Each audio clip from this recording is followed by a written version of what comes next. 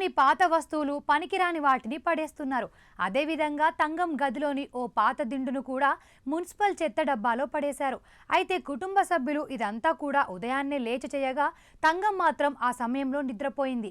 ఆ మరుసటి రోజు ఉదయం తంగం ఆ పాత దిండు కోసం ఇల్లంతా వెతికినా కనిపించలేదు. ఎక్కడా కనిపించకపోవడంతో ఇంట్లో ఇతర కుటుంబ సభ్యులను అడిగితే వారు దానిని చెత్తబుట్టలో పడేసినట్లు చెప్పడంతో తంగం కాళ్ళ కింద భూమి కంపించినట్లయింది. గుండె ఆగిపోయినంత పనైంది. ఎందుకంటే ఆమె ఆ పాత దిండులో కూతురు వివాహం కోసం దాచిన 25 తులాల బంగారు నగలను పెట్టింది. ఇదే విషయాన్ని ఆమె కుటుంబ సభ్యులకు చెప్పింది. దీంతో వాళ్ళు కూడా షాక్కు గురి కావడంతో పాటు ఆందోళన చెందారు. వెంటనే ఈ తంగంతో పాటు ఆమె కుటుంబ సభ్యులందరూ చెత్తకుండి దగ్గరకు పరుగులు తీశారు. కానీ అక్కడ దిండు కనిపించకపోవడంతో ఏడుస్తూ 25వ వార్డు హెల్త్ సూపర్వైజర్ మరుతు పాండియన్ను సంప్రదించి జరిగిన విషయాన్ని చెప్పారు. చెత్త డబ్బాలో చెత్తను సేకరించిన పారిశుద్ధ్య కార్మికురాలు మీనాక్షికి ఆయన ఫోన్ చేసి ప్రశ్నించారు.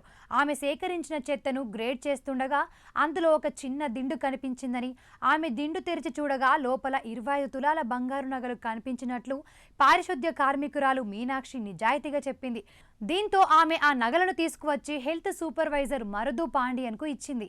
హెల్త్ సూపర్వైజర్ పాండియన్ వెంటనే బాధితురాలిని సంప్రదించి పారిశుద్ధ్య కార్మికురాలు అందజేసిన 25 తులాల బంగారు నగలను అందించాడు.